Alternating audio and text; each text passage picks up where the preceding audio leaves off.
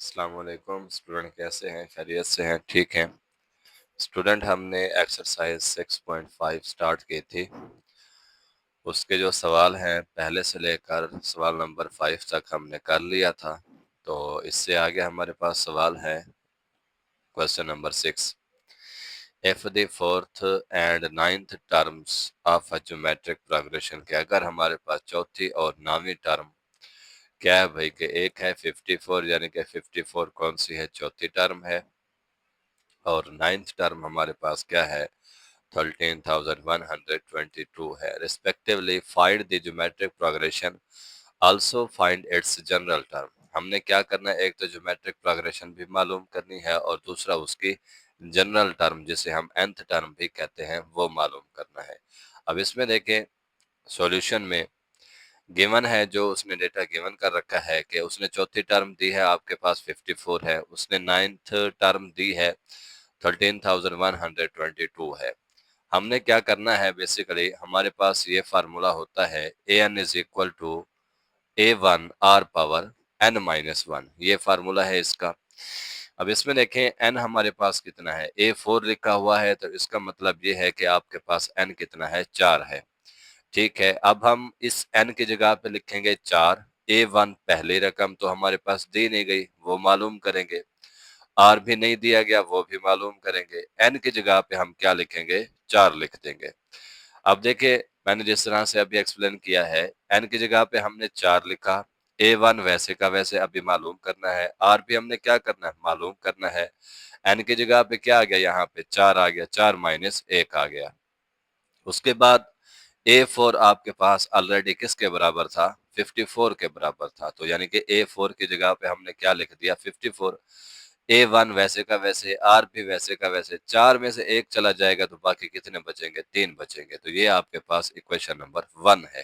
اس کو ہم نے نام دیا ہے ایکویشن نمبر 1 کا نام دیا ہے۔ وہ نام کیوں دیا؟ اس کی وجہ یہ ہے کہ کیونکہ ہمارے پاس نہ ہی A1 ہے اور نہ ہی کوئی R ہے، ان دونوں کو معلوم کرنے کے لیے۔ اس کے بعد دیکھیں دوبارہ سے کہ n ہمارے پاس کیا ہے؟ 9 ہے۔ اب وہ کس طرح سے؟ کیونکہ اس نے کویشچن میں کہا ہے کہ آپ کے پاس جو نائنتھ ٹرم ہے 13,122 ہے، اسی وجہ سے۔ اب n کی جگہ پہ ہم نے کیا لکھا؟ 9 لکھا، a1 ویسے کا ویسے، r بھی اسی طرح سے لکھا ہوا ہے، اور n کی جگہ پہ یہاں پہ کیا آ گیا؟ 9 آ گیا ہے۔ اب A9 تو آپ کے پاس برابر تھا 13,122، اور R کی جگہ پہ ہمارے پاس دیکھیں R کی پاور میں n-1، تو باقی کتنا آیا ہے؟ ہمارے پاس 8 آیا ہے۔ اس کو ہم نے نام دیا ہے ایکویشن نمبر 2 کا۔ ٹھیک ہے، یہ دو ایکویشنز ہو گئی ہیں۔ اب ہم نے کیا کیا ہے؟ Dividing the second equation by first equation, یعنی کہ سیکنڈ ایکویشن کو ڈیوائڈ کیا ہے، سیکنڈ کو اوپر رکھیں گے اور فرسٹ والے کو نیچے رکھیں گے۔ لیفٹ ہینڈ سائڈ میں ہمارے پاس وہی تھا 13,122، اور اس کی جو ایکویشن نمبر 1 ہے، اس کی لیفٹ ہینڈ سائڈ میں ہمارے پاس 54 تھا۔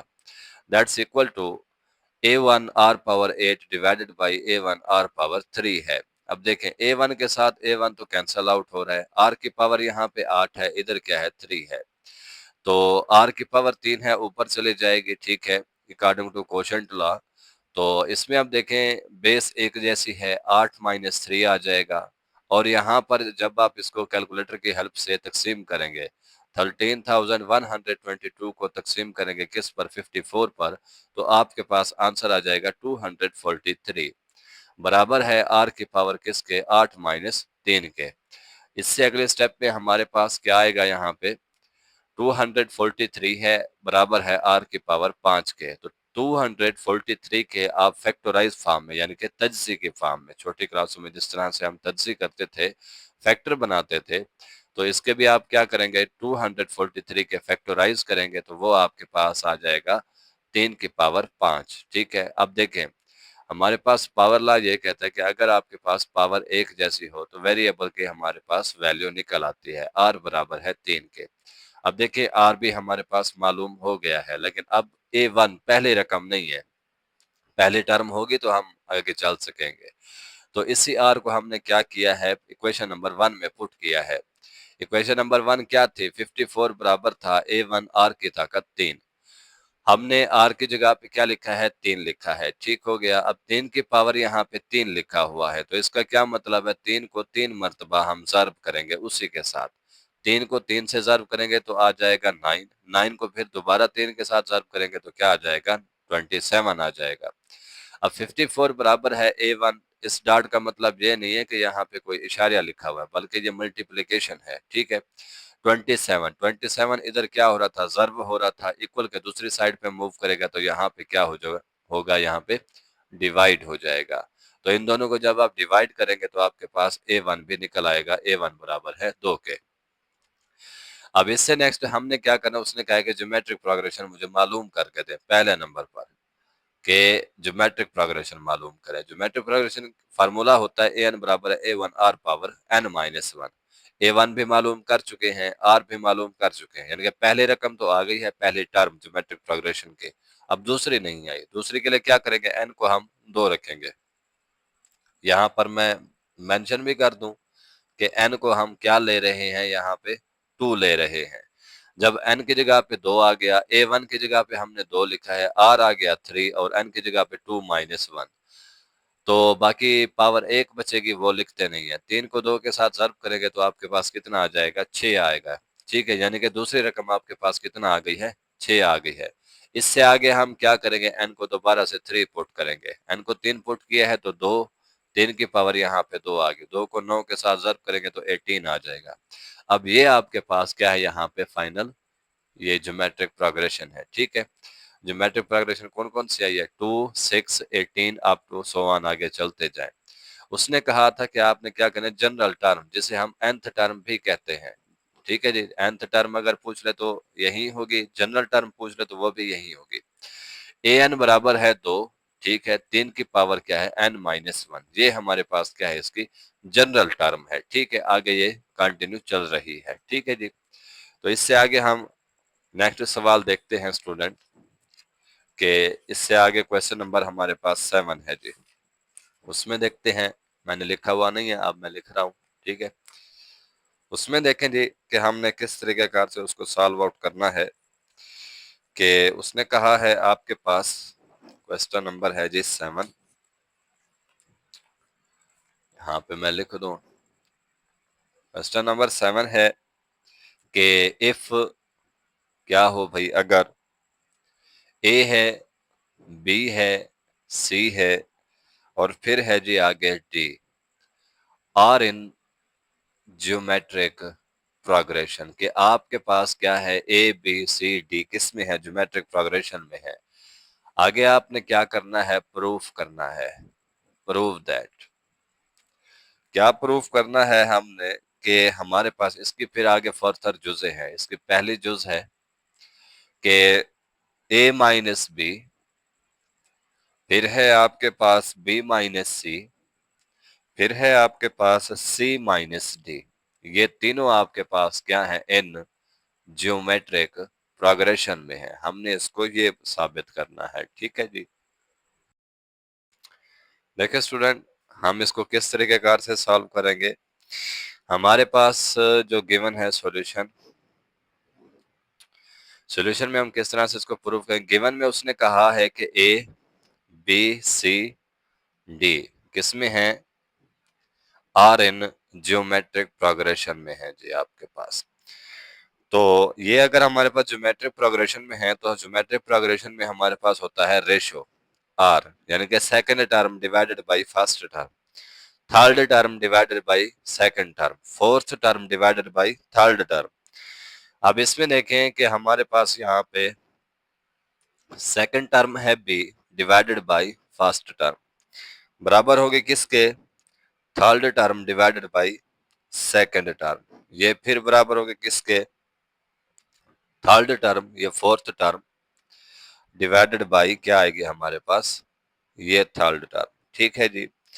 اب اس میں دیکھیں اسٹوڈنٹ کہ ہمارے پاس یہاں پر کیا ہے، یہ لکھا ہوا ہے B ڈیوائیڈڈ بائی A، ٹھیک ہے جی، ہمارے پاس یہ لکھا ہوا B ڈیوائیڈڈ بائی A، اور پھر ہے یہاں پر C ڈیوائیڈڈ بائی B، ٹھیک ہے، اس طرح سے۔ تو اس کے بعد اسی طرح سے ہمارے پاس کیا ہے، اگر دوسرا میں لکھوں کہ C ڈیوائیڈڈ بائی B، बराबर है किसके, डी डिवाइडेड बाई सी के। ठीक है जी, मैंने दोनों के साथ लिख लिया है। अब अगर मैं एक और भी लिख लूं कि हमारे पास क्या है कि d डिवाइडेड बाई सी बराबर है किसके, b डिवाइडेड बाई ए के। ठीक है, यानी कि पहले इन दोनों को बराबर रख दिया, फिर इन दोनों को बराबर रख दिया, फिर पहले और लास्ट वाले को। ठीक है, क्योंकि तीनों ही क्या है, बराबर है। अब इसमें देख लें कि हमने यहाँ से क्या निकालना है, b इधर जाके क्या हो जाएगा, मल्टीप्लाई, a इधर क्या हो रहा है, डिवाइड, उधर जाके क्या होगा, मल्टीप्लाई, यानी कि क्रॉस मल्टीप्लाई करेंगे। इसको देख ले स्टूडेंट, मैं यहाँ पे अगेन लिख देता हूँ ताकि आपको मजीद समझ आ जाए कि b डिवाइडेड बाई a बराबर है c डिवाइडेड बाई b के। तो यहाँ से हम क्या निकालेंगे, b स्क्वायर बराबर है किसके, ac के। वो किस तरह से आया है, b को b के साथ ज़र्ब दी है, a को हमने किसके साथ ज़र्ब दी है, c के साथ। ठीक है जी, एक तो हमारे पास ये हो गया। इसी तरह से हम क्या करेंगे कि फिर मैं लिखता हूं c डिवाइडेड बाई b बराबर है किसके, d डिवाइडेड बाई c के। अब इसमें देखें, c को c के साथ ज़र्ब करेंगे तो क्या आएगा, c स्क्वायर बराबर है b और d के। एक ये निकल आया। उसके बाद हमारे पास यहाँ पे क्या आ जाएगा स्टूडेंट के, लास्ट हमने लिखा था d डिवाइडेड बाई c बराबर है b डिवाइडेड बाई a के। अब इसमें हमारे पास क्या आ जाएगा स्टूडेंट के, बी सी बराबर है किसके, ए और डी के। ठीक हो गया। अब हमने सिंपल कुछ नहीं करना कि उसने हमें क्या कहा था कि नाउ, उसने कहा था कि a माइनस बी, ठीक है, और b माइनस सी और c माइनस डी किस में है, ज्योमेट्रिक प्रोग्रेशन में। तो इनको भी हम किस तरह से करेंगे, कॉमन रेशियो निकालेंगे इनकी।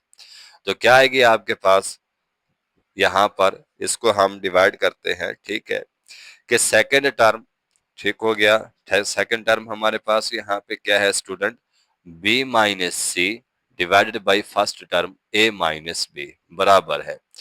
थर्ड टर्म है हमारे पास क्या, c माइनस डी और डिवाइडेड बाई क्या आएगी, second term b minus C आएगी। ठीक है, अब इसको दोबारा से क्रॉस मल्टीप्लाई कर दें, यहाँ पर हमारे पास आ जाएगा b माइनस सी इंटू, इधर क्या आएगा, b माइनस सी बराबर है c माइनस डी और इधर क्या आ जाएगा, a माइनस बी आ जाएगा। ठीक है, अब हम इन दोनों को आपस में क्या करेंगे, मल्टीप्लाई करेंगे। देखें जी, नेक्स्ट स्टेप में हमारे पास यहाँ पे स्टूडेंट आ जाएगा कि अब देखें लेफ्ट हैंड साइड में तो हमारे पास ये बन जाएगा क्या, a माइनस बी। मैं दोबारा लिख रहा हूँ इधर ताकि आपको वो फिर देखना ना पड़े पीछे से। c माइनस डी बराबर है जी, इधर आपके पास बन गया था b माइनस सी और इसका क्या था, स्क्वायर था। ठीक है, अब हम क्या करेंगे, इन दोनों को आपस में ज़र्ब कर देंगे। तो करें जी, क्या आएगा आपके पास यहाँ पे कि इधर बन रहा है आपके पास ए सी, ए को डी के साथ मल्टीप्लाई करें minus A D minus B C, minus minus हो जाएगा प्लस, और यहाँ पे बी और डी आ गया आपके पास। ठीक है, उसके बाद इसका भी आप लोग स्क्वायर ओपन कर लें तो आपके पास क्या आ जाएगा, बी स्क्वायर माइनस, ठीक है, टू बी सी और फिर आपके पास क्या बन जाएगा यहाँ पे, जमा का सी स्क्वायर बन जाएगा। ठीक है, अब देखें जी, हमारे पास यहाँ पे क्या आया है, B square minus two B C जमा सी स्क्वायर के। ठीक है, तो अब हम क्या करते हैं, हमने यहाँ पर क्या इस्तेमाल करना है, इसको मैं लिखता हूँ बी स्क्वायर, मैं इसको लिख सकता हूँ इस तरह से, बी सी माइनस, ठीक है, बी सी जमा सी स्क्वायर। ठीक है, अब देखिए स्टूडेंट, हमने पीछे ये सी स्क्वायर की वैल्यू भी निकाली थी और बी स्क्वायर की भी निकाली थी। मैं यहाँ पे लिख भी देता हूँ कि आपके पास जो बी स्क्वायर की वैल्यू वहां पर क्या आई थी, मैं आपको दोबारा वहां पे बता दूं कि हमने हल किया था, बी स्क्वायर हमारे पास किसके बराबर था, ए सी के, और सी स्क्वायर किसके बराबर था, बी और डी के। ठीक है, अब देखें हमारे पास यहाँ पे क्या आ जाएगा स्टूडेंट कि ये हमने इस तरह से लिखा है। ठीक है, और हमारे पास मैं इसी साइड की बात कर रहा हूँ, यहाँ पे हमारे पास क्या आ जाएगा स्टूडेंट, बी स्क्वायर की जगह पे मैं लिख सकता हूँ क्या? अभी मैंने आपको बताया है बी स्क्वायर की जगह पे ए सी, ये ए सी आ गया, ठीक है, माइनस यहाँ पे बी सी है, ठीक है, इधर भी हमारे पास क्या है, बी सी है। और इसी तरह से सी स्क्वायर को हमने क्या लिखा था, प्लस बी और डी लिखा था। ठीक हो गया स्टूडेंट। अब देखें इसको हमने ये सॉल्व आउट कर लिया है, ठीक है, इसको अब लिख दें ए C minus two B C जमा क्या है, बी डी है। ये हमारे पास कौन सी साइड थी, राइट हैंड साइड। अब लेफ्ट हैंड साइड में देखें स्टूडेंट के हमारे पास क्या था, लेफ्ट हैंड साइड में इधर लिख लूं कि A C minus A D minus B C जमा बी और डी। अब देखें इसको भी हम उसी तरह से प्रूफ करेंगे। अब ए सी हमारे पास स्टूडेंट किसके बराबर था, बी स्क्वायर के, ठीक हो गया। और उसके बाद हमारे पास बी और डी किसके बराबर है, इसको लिख लें minus A D minus B C. अब जमा बी डी किसके बराबर था स्टूडेंट हमारे पास, सी स्क्वायर के, ठीक है। और उसके बाद हमने लिखा था कि ए डी किसके बराबर है, बी सी के, B square minus A D किसके बराबर था, बी सी के माइनस बी सी जमा सी स्क्वायर। अब देख लें आप लोग के B square minus two B C, ठीक है, जमा सी स्क्वायर, ठीक है, यानी कि किसके बराबर आ रहा है, ये भी बी माइनस सी और इसका स्क्वायर। अब देख लें स्टूडेंट कि ये आंसर और हमने यहाँ पर ये जो निकाला है कि b माइनस सी और इसका मुकम्मल स्क्वायर है, तो दोनों क्या आ गए हैं, बराबर आ गया। लेफ्ट हैंड साइड है और ये आपके पास क्या है, राइट हैंड साइड है। अगर इस तरह से देखा जाए राइट हैंड साइड को, तो राइट हैंड साइड आपके पास क्या थी, ए सी, ठीक है, minus two B C plus B D. तो यहाँ पर हमने क्या किया, ए सी, ठीक है, माइनस ए डी की जगह पे हम क्या लिखेंगे, बी सी लिख देंगे। तो ये कितना हो जाएंगे, माइनस टू बी सी, बाकी आपके पास जमा बी डी वैसे लिखा हुआ है, ठीक है। तो ये हमारे पास इसका आंसर है। लास्ट में लिख दें कि हेंस वी प्रूफ, ठीक है, कि आपके पास ये क्या है कि ए माइनस बी, ठीक है, उसके बाद है बी माइनस सी, फिर है आपके पास क्या स्टूडेंट, सी माइनस डी किस में है, आर इन ज्योमेट्रिक प्रोग्रेशन में है। ठीक हो गया स्टूडेंट। हम अगले सवाल की तरफ चलते हैं, है इसी सवाल की सेकंड जुज है जी।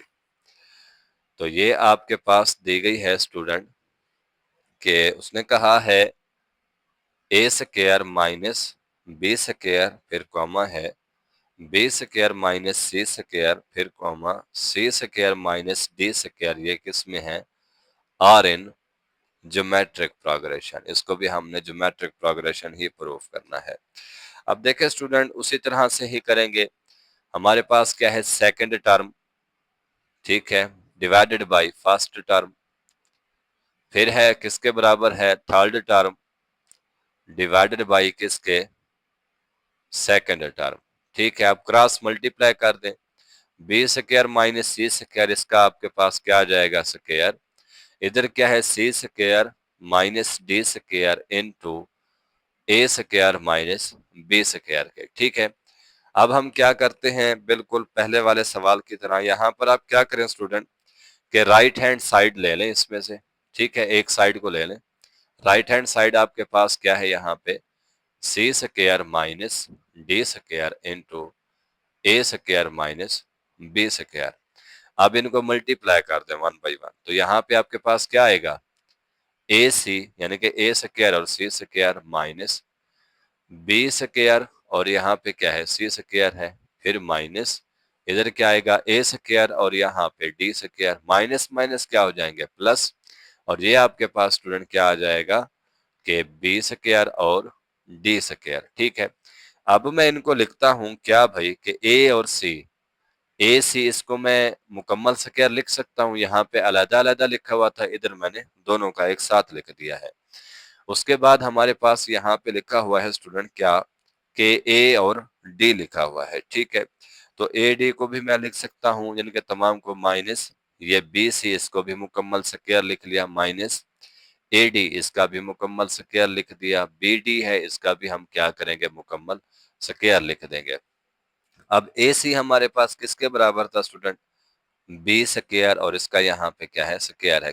पहले वाले जो हमने वो कीमतें मालूम की थी ना, ए सी हमारे पास बराबर था बी स्क्वायर के, ठीक है। उसके बाद देखें स्टूडेंट कि हमारे पास यहाँ पे क्या आएगा? माइनस, ये तो वैसे ही रहने दे इसको, बी सी, और इसका ये स्क्वायर हो गया। अब ए डी किसके बराबर था हमारे पास? वो भी बी और सी के, ठीक है। इसका मुकम्मल स्क्वायर आ गया, ये प्लस बी डी किसके बराबर था स्टूडेंट हमारे पास? वहां पर वो बराबर था सी स्क्वायर के, ठीक है। बाकी ये स्क्वायर इसका पहले वाला है। अब नेक्स्ट देखें जी स्टूडेंट के, हम इसको क्या करेंगे? अब ये ए स्क्वायर है, ठीक है, इन दोनों को ऐड कर लें, बी स्क्वायर और यहाँ पे इसका स्क्वायर है, ठीक है, माइनस 2, इनका जरा ये बी सी और यहाँ पे इसका क्या बन गया? स्क्वायर बन गया, जमा सी स्क्वायर और ये इसका मुकम्मल स्क्वायर। अब देखें स्टूडेंट, बी स्क्वायर यहाँ पे इसका स्क्वायर है -2, बी स्क्वायर और ये सी स्क्वायर प्लस सी स्क्वायर और ये इसका क्या है? मुकम्मल स्क्वायर। अब देखिए ये एक फार्मूला बन रहा है, ए स्क्वायर -2ab जमा बी स्क्वायर। तो इसको अगर मैं क्लोज करके लिख दूं, किस तरह से लिखूंगा? B square minus C square और यहाँ पे ये मुकम्मल स्क्वायर, जो कि किसके बराबर है?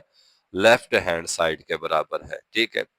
तो देख लें लेफ्ट हैंड साइड और राइट हैंड साइड आपस में क्या आ गई हैं? इक्वल आ गई हैं। तो लिहाजा हमारे पास हेंस वी प्रूफ, लास्ट में लिख दें हेंस वी प्रूफ, के हमने प्रूफ कर लिया है क्या भाई? कि हमारे पास जो गिवन था A square minus B square comma B square minus C square comma C square minus D square किस में है? आर इन ज्योमेट्रिक प्रोग्रेशन में है। किस में है स्टूडेंट? ज्योमेट्रिक प्रोग्रेशन में है, ठीक है। तो हम अपने अगले सवाल की तरफ चलते हैं। इसी सवाल की थर्ड जुज है जी, ठीक है। उसने कहा है कि आपके पास स्टूडेंट क्या है कि ए स्क्वायर है जी जमा बी स्क्वायर है, फिर है बी स्क्वायर जमा सी स्क्वायर है, और फिर आपके पास सी स्क्वायर जमा डी स्क्वायर, ये तीनों क्या है? ज्योमेट्रिक प्रोग्रेशन में है। करना वही सेम है, सेकंड टर्म को डिवाइड करेंगे, सेकंड टर्म डिवाइडेड बाय क्या आएगी आपके पास? फर्स्ट टर्म आ जाएगी। यहाँ पर भी क्या आएगी? थर्ड टर्म डिवाइडेड बाय क्या आएगी आपके पास? सेकंड टर्म आ जाएगी। क्रॉस मल्टीप्लाई कर दें, क्या आएगा आपके पास? बी स्क्वायर जमा सी स्क्वायर, इसकी पावर कितना हो जाएगी? 2। यहाँ पे भी सी स्क्वायर जमा डी स्क्वायर इनटू क्या आ जाएगा आपके पास? ए स्क्वायर जमा बी स्क्वायर आ जाएगा, ठीक है। अब उसी तरह से लेफ्ट हैंड साइड लें, सॉरी राइट हैंड साइड ले लें इसकी भी, तो आपके पास क्या आ जाएगा राइट हैंड साइड में? सी स्क्वायर जमा D square into A square जमा बी स्क्वायर, ठीक है। अब 1 बाय 1 मल्टीप्लाई कर दें, ए स्क्वायर और ये सी स्क्वायर जमा, यहाँ पे क्या आ जाएगा आपके पास? बी स्क्वायर और ये सी स्क्वायर, फिर ए स्क्वायर और यहाँ पे डी स्क्वायर जमा बी स्क्वायर और क्या आ जाएगा? डी स्क्वायर आ जाएगा, ठीक है स्टूडेंट। अब देखें नेक्स्ट बिल्कुल पहले वाले की तरह है, कोई डिफरेंट नहीं है इसमें, ठीक है। इसको मैं लिख सकता हूँ क्या? ए सी और इसका मुकम्मल स्क्वायर जमा ये जो लिखा हुआ है वही बी सी, ठीक है। अब ए डी को मैं लिख सकता हूँ किस तरह से कि ए डी और इसका मुकम्मल स्क्वायर जमा बी डी को भी लिख सकता हूँ कि ये भी मेरे पास क्या है? मुकम्मल स्क्वायर है। अब देखें ए सी हमारे पास किसके बराबर था? बी स्क्वायर के बराबर था, तो मैंने भी लिख दिया बी स्क्वायर, ये स्क्वायर पहले वाला है, जमा बी स्क्वायर और ये सी स्क्वायर। ए डी किसके बराबर था? जमा बी सी के, ठीक है जी। किसके बराबर था हमारे पास? बी सी और ये इसका यहाँ पे क्या है? स्क्वायर है, ठीक है, जमा बी डी किसके बराबर था स्टूडेंट हमारे पास? सी स्क्वायर के बराबर था। ये पहले वाला वही फार्मूला बन रहा है। पिछले सवाल में असल में माइनस वाला बना था, यहाँ पर कौन सा बनेगा? तो प्लस वाला बनेगा, ठीक है। अब देखें ये आपके पास बन गया है बी स्क्वायर और यहाँ पे इसका स्क्वायर आ गया जमा। अब ये कितने हो गए? 2 बी स्क्वायर और ये सी स्क्वायर, ठीक है, जमा, और यहाँ पे क्या है? सी स्क्वायर और इसका मुकम्मल स्क्वायर है। अब देख लें स्टूडेंट, ए स्क्वायर जमा 2 ए बी जमा बी स्क्वायर, तो मैं इसको क्लोज करके जरा लिख सकता हूँ। यहाँ पे मेरे पास क्या आ जाएगा? B square minus C square और यहाँ पे इसका मुकम्मल स्क्वायर, तो ये किसके बराबर है? لیفٹ ہینڈ سائڈ کے برابر ہے. ٹھیک ہے, ہم نے رائٹ ہینڈ سائڈ لی تھی اور کس کے برابر کیا ہے اس کو, لیفٹ ہینڈ سائڈ کے. تو لاسٹ میں لکھ دیں ہینس وی پروف, کہ ہم نے پروف کر لیا ہے کیا بھائی, کہ آپ کے پاس ہے اے سکوائر جمع be square Cama be square جمع سی سکوائر کاما سی سکوائر جمع D square are in geometric progression. کس میں ہے کہ جیومیٹرک پروگریشن میں ہے. اس سے اگلے سوال کی طرف چلتے ہیں جی. وہ ہے آپ کے پاس کویسچن نمبر 6 ہے. ٹھیک ہے, سوری کویسچن نمبر 8 ہے جی. کویسچن نمبر 8 میں دیکھیں, اس میں کہا ہے کہ اف آپ کے پاس کیا ہے اسٹوڈنٹ, کہ پی جمع کیوتھ ٹرم, ٹھیک ہے, آف جیومیٹرک پروگریشن. ٹھیک ہے جی, کیا ہے, of geometric progression is M, یعنی کہ پی جمع کیوتھ ٹرم, ہم کہتے تھے nth ٹرم, اب یہاں پہ کیا آ گئی ہے, پی جمع کیوتھ ٹرم. ٹھیک ہے, کتنا ہے, ایم ہے. اس نے آگے کہا ہے کہ پی مائنس کیوتھ ٹرم. ٹھیک ہے, پہلے کون سی آئی ہے, جمع والی, اب کون سی آئی ہے, مائنس والی آئی ہے. ٹھیک ہے, تو یہ کیا ہے آپ کے پاس, ٹرم n ہے. ٹھیک ہے, تو ہم نے کیا کرنا ہے, فائنڈ, معلوم کیا کرنا ہے ہم نے, کہ پیتھ ٹرم معلوم کرنی ہے. ٹھیک ہے اسٹوڈنٹ, دیکھیں بالکل ایزی سوال ہے, کوئی مشکل بات نہیں ہے. میں ذرا فارمولا دوبارہ ریکال کر دوں. اے این برابر ہے A1 R power n minus 1. اب ذرا غور کیجئے گا, یہاں پہ اس نے کہا ہے P جمع کیوتھ ٹرم, یہاں پہ یہ کون سی ہے, nth ٹرم ہے. یہاں پہ اسٹوڈنٹ کون سی ہے, nth ٹرم ہے. تو ادھر کیا وہ پوچھ رہا ہے, P جمع کیو, یعنی کہ میں اگر یہاں پہ ہائی لائٹ بھی کر کے لکھوں کہ n آپ کے پاس کس کے برابر ہے, P جمع کیو کے. اب یہاں پہ لکھیں A P جمع کیو برابر ہے A1 R پاور کیا آ جائے گا, P جمع کیو مائنس 1. ٹھیک ہے, اب A کیا ہے ہمارے پاس, P جمع کیو, اس نے کیا کہا تھا کہ کس کے برابر ہے, M کے برابر ہے. تو لکھ لیں M برابر ہے A1 R پاور P جمع کیو مائنس 1 کے. ٹھیک ہے, ایک ہمارے پاس یہ بن گئی ہے, اور دوسری ایکویشن ہمارے پاس کیا بنے گی, بالکل اسی طرح سے, کہ کون سی, A P مائنس کیو برابر ہے A1 R power P minus کیو مائنس 1. ٹھیک ہے, اب A P مائنس کیو کس کے برابر اس نے کہا تھا, N کے برابر کہا تھا.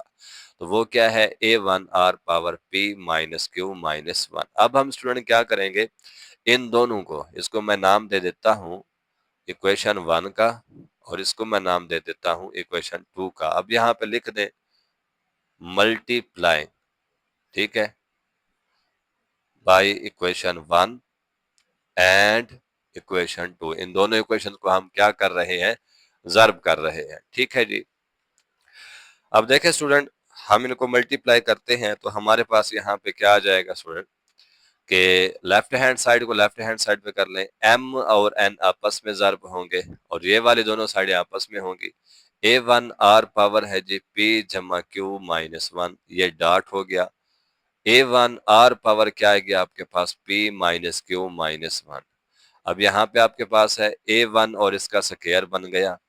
R کی پاور کیا آ جائے گی, دونوں جمع ہوں گے, P جمع Q مائنس 1, پی جے جمع لگ گیا, P مائنس Q مائنس 1, کیونکہ بیس ایک جیسی تھی. ٹھیک ہے, تو یہاں پہ آپ کے پاس کیا آ گیا, M اور N آ گیا اسٹوڈنٹ. ٹھیک ہے, اب دیکھیں جی ہمارے پاس نیکسٹ کیا بنے گا, MN برابر ہے A1 اور اس کا سکیئر R پاور, یہ مائنس Q یہ پلس Q کینسل, تو کتنا باقی ہوں گے, P یہ ٹھہرا ہوا ہے, دوسرا P یہ ہے, تو کتنا ہو جائیں گے, 2P مائنس 1 اور مائنس 1 کتنا ہو جائیں گے, مائنس 2 ہو جائیں گے. ٹھیک ہو گیا اسٹوڈنٹ.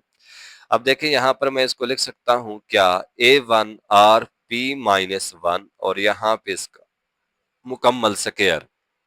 وہ کس طرح سے آیا اسٹوڈنٹ, کہ 2 میں نے یہاں سے کامن لے لیا ہے. ٹھیک ہے, 2 کامن لے کے, یعنی کہ اس کا بن رہا تھا سکیئر بن رہا تھا, اور A1 کا بھی کیا ہے یہاں پہ سکیئر بن رہا ہے, اس وجہ سے لکھا ہے میں نے اس کو. ٹھیک ہے, اور یہ آپ کے پاس یہاں پہ کیا لکھا ہوا ہے, MN لکھا ہوا ہے. ٹھیک ہے, اب دیکھیں اسٹوڈنٹ, میں یہاں پہ کیا کرتا ہوں, بائی ٹیکنگ سکیئر روٹ, ٹھیک ہے، دونوں طرف سے کیا کروں گا میں اسکوائر روٹ لے لوں گا.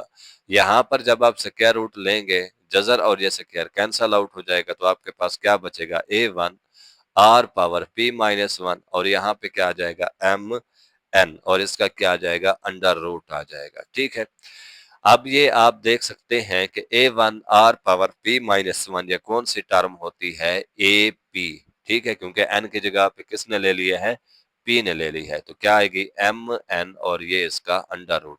اب دیکھ لیں یہ ہمارے پاس اس کی کیا ہے پیتھ ٹرم ہے. ٹھیک ہے، جو اس نے کوئسٹن میں پوچھی تھی. ٹھیک ہے اسٹوڈنٹ دیکھیں نیکسٹ کوئسٹن ہے ہمارے پاس. اس نے کہا ہے کہ find 3 consecutive numbers in geometric progression. آپ نے کیا کرنا ہے کہ سمپل ہے کہ find 3 consecutive numbers in geometric progression whose sum جن کا مجموعہ ہمارے پاس کتنا ہے 26 ہے and their product کتنا ہے ہمارے پاس 216 ہے.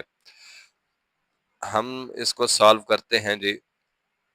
اب دیکھیں اسٹوڈنٹ ہمارے پاس کیا ہے اس نے جو سب سے پہلے تو آپ سپوز کر لیں کہ ہمارے پاس جو 3 consecutive numbers ہیں جی. سپوز 3 نمبر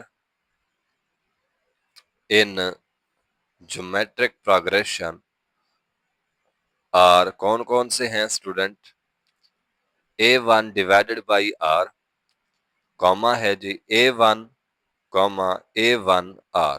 ٹھیک ہے، یہ وہ 3 نمبر ہیں جن کا سم ہمارے پاس کتنا ہوگا اسٹوڈنٹ 26 ہوگا اور پروڈکٹ ہمارے پاس کتنا ہوگا 216 ہوگا. اب دیکھ لیں ہمارے پاس کنڈیشن ہے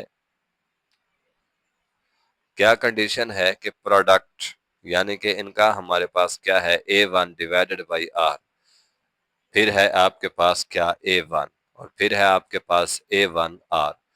اب دیکھیں جی کتنا آ رہا ہے ہمارے پاس 216. اس نے کیا کہا تھا ان کا ہمارے پاس جو پروڈکٹ ہے وہ کتنا ہے اسٹوڈنٹ 216 ہے.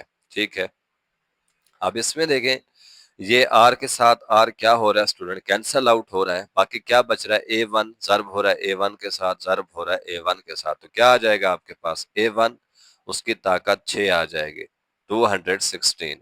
اب 216 کے آپ فیکٹر بنا لیں تو آپ کے پاس کیا آئے گا A1 پاور 3 برابر ہے 6 کی پاور کتنا 3 کے. اب اکارڈنگ ٹو پاور لا ہمارے پاس کیا آ جائے گی بیس کی ویلیو A1 برابر ہے 6 کے. A1 برابر ہے جی 6 کے. اب ہم کیا کرتے ہیں جو دوسری کنڈیشن ہے پھر یہ پہلی کنڈیشن ہوگی.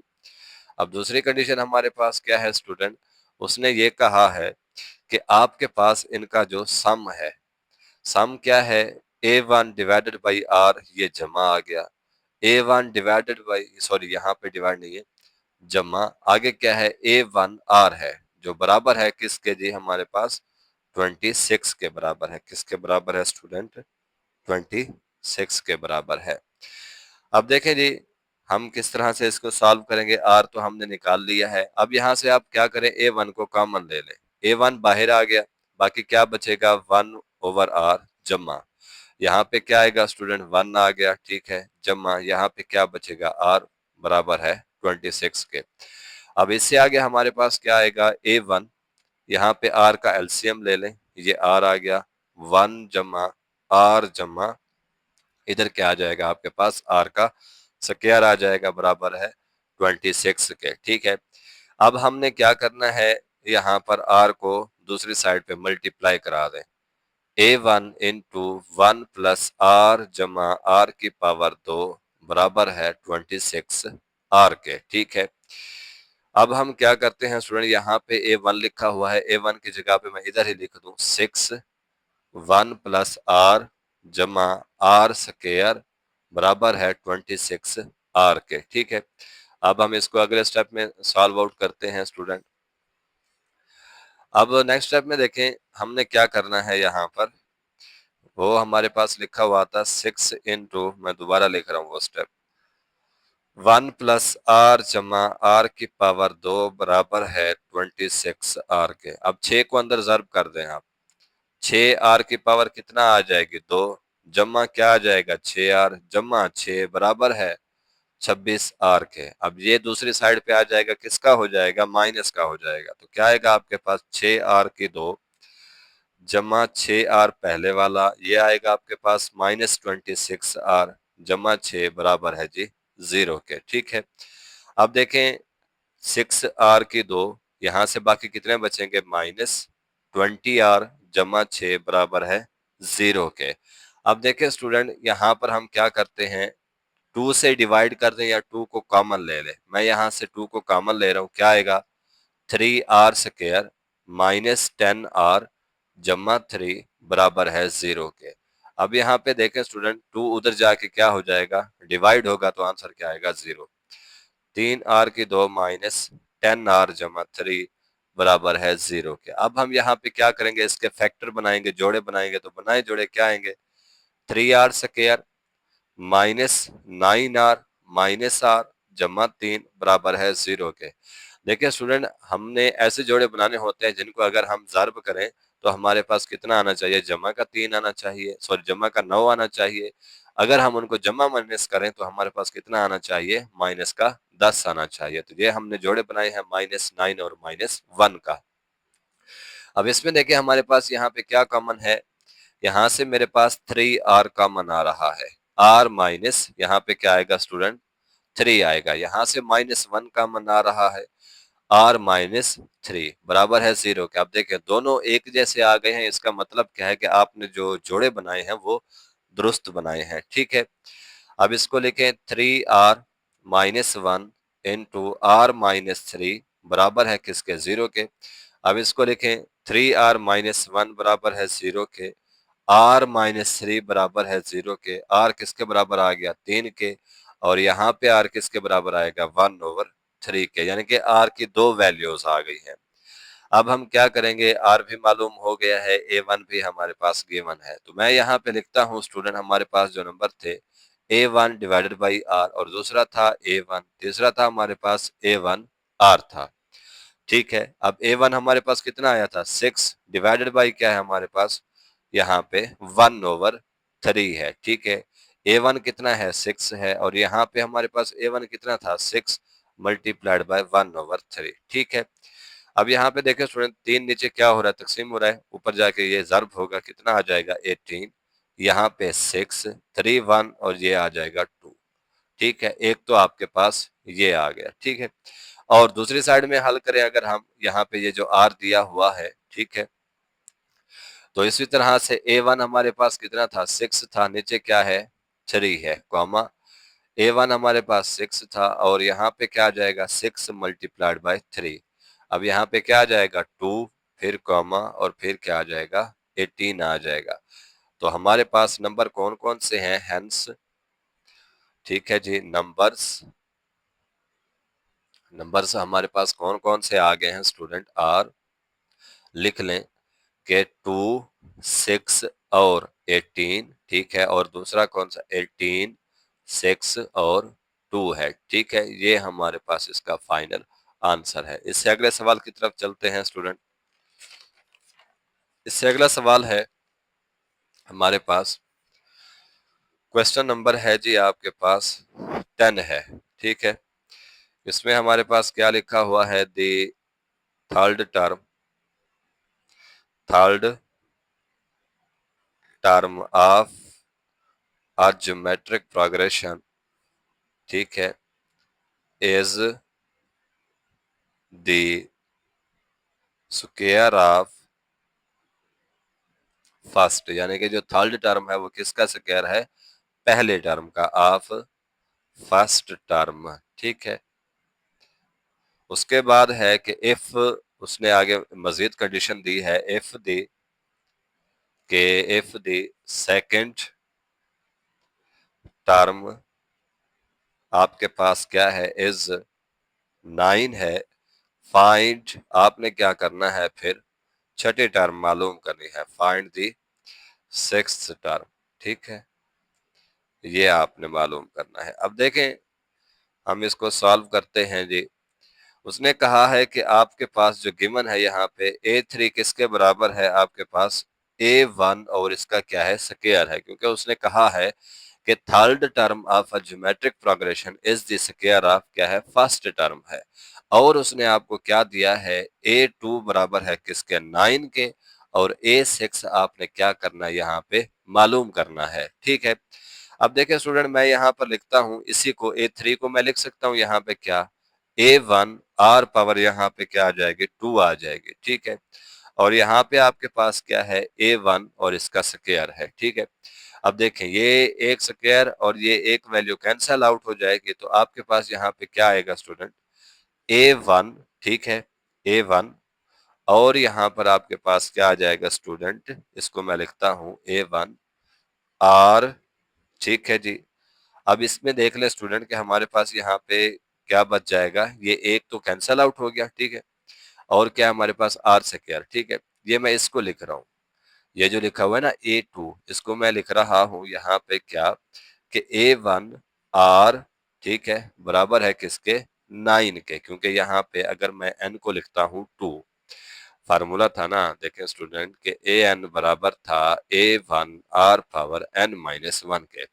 اب یہاں پر یہ لکھا ہوا ہے کتنا 2 لکھا ہوا ہے، n کی جگہ پہ 2 لکھیں، A1 R کی جگہ پہ 2 -1 لکھیں، A2 کس کے برابر ہے 9 کے برابر ہے، اور A1 R 2 میں سے ایک چلا جائے باقی 1 بچے گا، ٹھیک ہے جی۔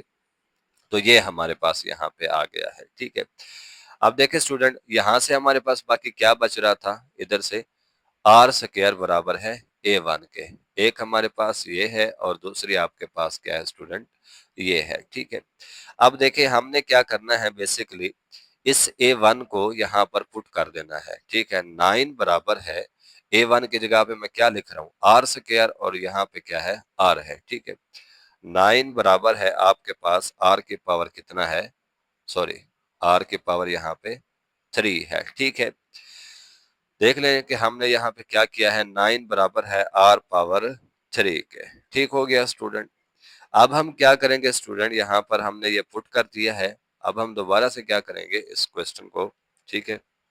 اس میں دیکھ لیں اس نے کیا کہا تھا آپ کے پاس کہ A6 آپ نے کیا کرنا ہے معلوم کرنا ہے، چھٹی ٹرم آپ نے کیا کرنی ہے اسٹوڈنٹ معلوم کرنی ہے، تو میں اس چھٹی ٹرم کو لکھ سکتا ہوں یہاں پہ کیا کہ A1، ٹھیک ہے اسٹوڈنٹ، R پاور 5 اس طرح سے، ہاں جی اسٹوڈنٹ میں اس کو لکھ سکتا ہوں نا کہ A1 R پاور یہاں پہ کتنا ہے اسٹوڈنٹ 5 ہے، ٹھیک ہے۔ اب دیکھ لیں ہم نے کیا کرنا ہے، اس کو میں پٹ کر دیتا ہوں کس میں اسٹوڈنٹ اس ایکویشن میں، کون سی ایکویشن میں ہمارے پاس یہاں پہ تھی، دیکھ لیں اسٹوڈنٹ